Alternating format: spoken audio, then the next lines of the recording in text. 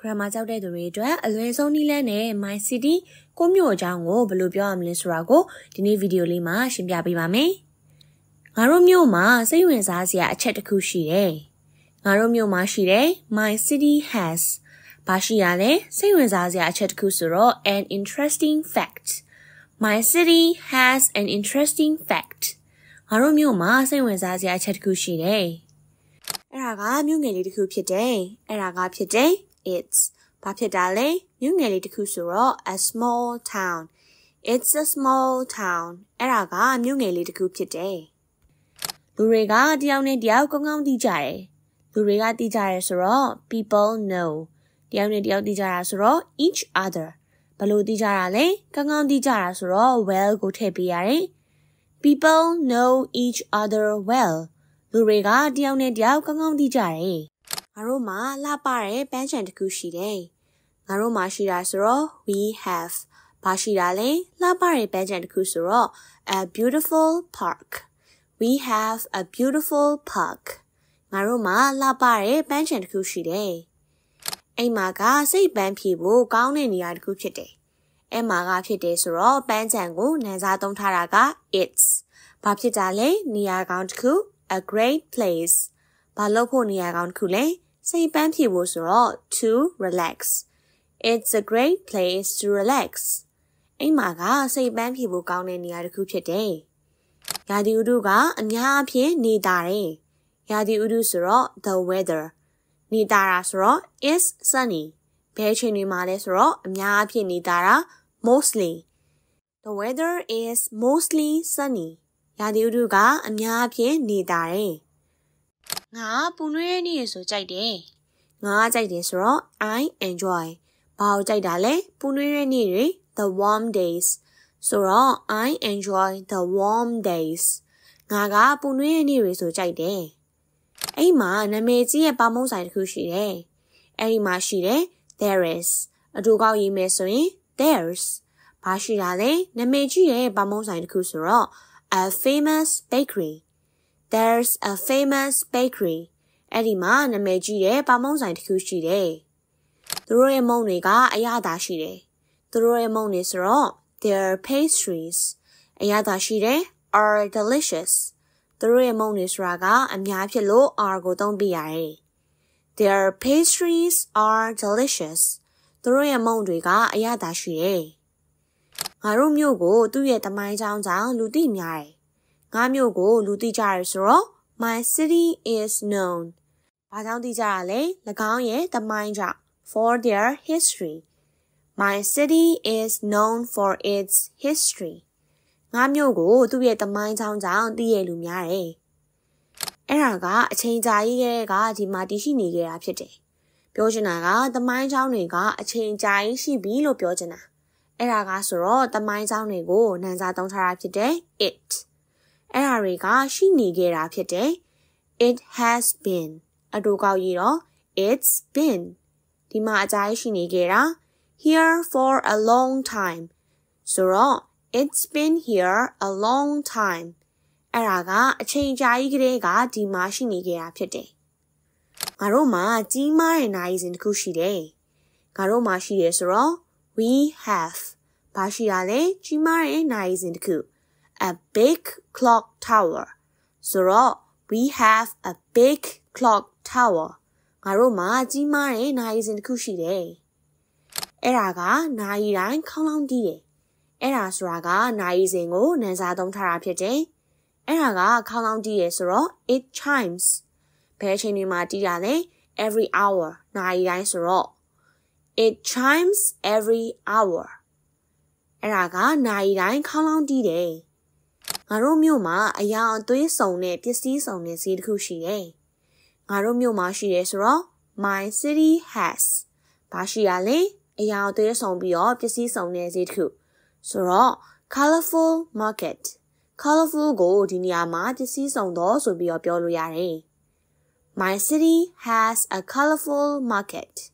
ငါမြို့မှာအရည်အသွေးစုံပြီးတော့ပစ္စည်းစုံတဲ့ဈေးတစ်ခုရှိတယ်။မင်းအိမ်မှာလက်ဆက်တဲ့အသီးနဲ့ဟင်းသီးဟင်းရွက်တွေကိုဝယ်ယူနိုင်တယ်။မင်းဝယ်ယူနိုင်တယ်ဆိုတော့ you can buy. ဘာတွေဝယ်နိုင်တာလဲ လက်စတဲ့အသီးနဲ့ဟင်းသီးဟင်းရွက်ဆိုတော့ fruits and vegetables ထိုနေရာမှာ there you can buy fresh fruits and vegetables there မင်းအဲ့ဒီမှာလက်စတဲ့အသီးနဲ့ဟင်းသီးဟင်းရွက်တွေကိုဝယ်ယူနိုင်တယ်ငါတို့ကထူးခြားတဲ့ပွဲတော်တစ်ခုကိုကျင်းပတယ်ငါတို့ကကျင်းပတယ်ဆိုတော့ we celebrate ဘာကိုကျင်းပတာလဲထူးခြားတဲ့ပွဲတော်တစ်ခုဆိုတော့ a unique festival we celebrate a unique festival ငါတို့ကထူးခြားတဲ့ပွဲတော်တစ်ခုကိုကျင်းပတယ်အဲ့ဒီမှာသချင်းတွေနဲ့အကတွေများစွာပါဝင်ပါတယ်အဲ့ဒီမှာပါဝင်တယ် it involves ဘာတွေပါဝင်တာလဲသချင်းတွေနဲ့အကများစွာဆိုတော့ lots of music and dancing it involves lots of music and dancing အဲ့ဒီမှာသချင်းတွေနဲ့အကတွေများစွာပါဝင်ပါတယ်လမ်းတွေကတန့်ရှင်းပြီးတက်ရက်ပါတယ်လမ်းတွေကဖြစ်တာဆိုတော့ the streets are ဘာဖြစ်တာလဲ clean and tidy တန့်ရှင်းပြီးတက်ရက်ပါတယ်ဆိုတော့ the streets are clean and tidy လမ်းတွေကတန့်ရှင်းပြီးတက်ရက်ပါတယ်လူတွေကသူတို့ရဲ့မြို့ကိုဂရုစိုက်ကြပါတယ်လူတွေကဂရုစိုက်ကြရဲဆိုတော့ people take care ဘာကိုဂရုစိုက်တာလဲဆိုတော့သူတို့ရဲ့မြို့ကို their city ဒါကြောင့်people take care of their city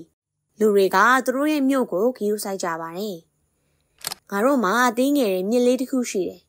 ငါတို့မှာရှိတာဆိုတော့ we have ဘာရှိရလဲသေးငယ်တဲ့မြစ်လေးတစ်ခု a small river ဒါကြောင့် we have a small river ငါတို့မှာသေးငယ်တဲ့မြစ်လေးတစ်ခုရှိတယ်ဘဲရီယာအဲ့မှာရေကူးကြတယ်ဘဲရီယာရေကူးကြရဲဆိုတော့ ducks swim အဲ့မှာထိုးဟာဆိုတာကတင်းငယ်တဲ့မြစ်လေးကိုနန်းစားသုံးထားတာဖြစ်တယ်ဆိုတော့ in it ducks swim in it ဘဲတွေကအဲ့မှာရေကူးကြတယ်ငါတို့မြို့မှာစာကြည့်တိုက်တစ်ခုရှိပါတယ်ငါတို့မြို့မှာရှိရဲဆိုတော့ my city has စာကြည့်တိုက်တစ်ခုဆိုတော့ a library ဒါကြောင့် my city has a library ငါတို့မြို့မှာစာကြည့်တိုက်တစ်ခုရှိပါတယ်ငါကအဲ့ဒီမှာစာအုပ်တွေဖတ်ရတာကိုကြိုက်တယ်ငါကြိုက်တယ်ဆိုတော့ I like ဘာကိုကြိုက်တာလဲစာအုပ်ဖတ်ရတာကိုကြိုက်တာ to read books ဘယ်မှာဖတ်ရတာကိုကြိုက်တာလဲစာကြည့်မှာဖတ်ရတာကိုကြိုက်တာဆိုတော့စာကြည့်ကိုနန်းစားသုံးပြီး there I like to read books there ငါကအဲ့ဒီမှာစာအုပ်တွေဖတ်ရတာကိုကြိုက်တယ်အဲ့ဒီမှာရင်းနှီးခင်မင်ရတဲ့အဖွဲ့အစည်းတစ်ခုလည်းရှိသေးတယ်အဲ့ဒီမှာရှိရဲဆိုတော့ there is ဘာရှိရလဲရင်းနှီးခင်မင်ရတဲ့အဖွဲ့အစည်းတစ်ခုဆိုတော့ a friendly community there's a friendly community အဲ့ဒီမှာရင်းနှီးခင်မင်ရတဲ့အဖွဲ့အစည်းတစ်ခုလည်းရှိသေးတယ်ငါတို့ကတဦးကိုတဦးကူညီကြတယ်ငါတို့ကကူညီရဲဆိုတော့ we help ဘယ်သူတွေကိုကူညီရလဲ each other တဦးနဲ့တဦး we help each other ငါတို့ကတဦးနဲ့တဦးလည်းကူညီကြတယ်ငါတို့ရဲ့မြို့ကအရန်လူမများဘူးငါတို့မြို့အဖြစ်တာဆိုတော့ my city is ဘာဖြစ်တာလဲလူအရန်မများတာဆိုတော့ not too crowded too ဆိုတာကအရန်အလုံးလို့ပြောတာ my city is not too crowded ငါတို့မြို့ကအရန်လူမများဘူးမီးပွိုင်းပိတ်တာကကြီးမားတဲ့ပြဿနာမျိုးလည်းမဖြစ်ဘူးလူအရန်မများတော့မီးပွိုင်းနေမပိတ်ဘူးလို့ဆိုလိုတာမီးပွိုင်းပိတ်တာကဖြစ်တယ်ဆိုတော့Traffic is ဘာဖြစ်တာလဲကြီးမားတဲ့ပြဿနာဆိုတော့ a big problem မဟုတ်တာဆိုတော့ not ဒါကြောင့် traffic is not a big problem မီးပွိုင်းပိတ်တာကကြီးမားတဲ့ပြဿနာမျိုးမဖြစ်ဘူးငါတို့မှာဒေသခံပြတိုက်တစ်ခုလည်းရှိသေးတယ်ငါတို့မှာရှိတာဆိုတော့ we have ဘာရှိရလဲဒေသခံပြတိုက်တစ်ခုဆိုတော့ a local museum we have a local museumငါတို့မှာဒေသခံပြတိုက်တစ်ခုရှိတယ်ငါတို့ရဲ့အတိတ်သမိုင်းကြောင်းတွေကိုလေ့လာရတာအရန်စိတ်ဝင်စားစရာကောင်းတယ်စိတ်ဝင်စားစရာကောင်းတယ်ဆိုတော့ it's interesting ဘာလို့ရတာစိတ်ဝင်စားစရာကောင်းတာလဲ to learn လေ့လာရတာဘာလို့လေ့လာရတာလဲ about our past ငါတို့ရဲ့အတိတ်သမိုင်းကြောင်းကို it's interesting to learn about our past ငါတို့ရဲ့အတိတ်သမိုင်းကြောင်းတွေကိုလေ့လာရတာအရန်စိတ်ဝင်စားစရာကောင်းတယ်ဒီမှာကြော်စားတဲ့လူပညာရှင်တူလည်းရှိသေးတယ်ရှိရဆိုတော့ there is အတူကောက်ရေးတဲ့အခါ there's ဘာရှိရလဲကြော်ကြားတဲ့လူပညာရှင် a famous artist ဒီမှာရှိတာဆိုတော့ from here there's a famous artist from here ဒီမှာကြော်ကြားတဲ့အမှုပညာရှင်တို့လည်းရှိသေးတယ်ငါရဲ့မြို့ကအေးစင်းတဲ့နေရာလေးတစ်ခုဖြစ်တယ်ငါရဲ့မြို့ကဖြစ်တယ်ဆိုတော့ my city is ဘာဖြစ်တာလဲအေးစင်းတဲ့နေရာတစ်ခုဆိုတော့ a peaceful place my city is a peaceful place ငါရဲ့မြို့ကအေးစင်းတဲ့နေရာတစ်ခုဖြစ်တယ်ငါဒီမှာနေရတာလုံးချုံတယ်လို့ခံစားရတယ်ငါခံစားရတယ်ဆိုတော့ I feel ဘာကိုခံစားရတာလဲ safe living နေရတာလုံးချုံတယ်လို့ခံစားရတာဘာမှလဲဒီမှာဆိုတော့ here I feel safe living here ငါဒီမှာနေရတာလုံးချုံတယ်လို့ခံစားရတယ်ကဲတကယ်လို့တငယ်ချင်းတွေနဲ့အင်္ဂလိပ်စာလေ့လာဖို့အတွက်အချိန်တိကျဘယ်လောက်ပေးရလဲဆိုတာကိုသိချင်နေဆိုရင်တော့အခုပြထားတဲ့ဗီဒီယိုလေးကိုဝင်ပြီးတော့လေ့လာကြည့်စေချင်ပါတယ်ဒီဗီဒီယိုလေးမှာအသေးစိတ်ရှင်းပြပေးထားပါတယ်ဒီနေ့ရဲ့ဗီဒီယိုလေးကတော့ဒီလောက်ပါပဲSee you again in the next video. Bye bye everyone.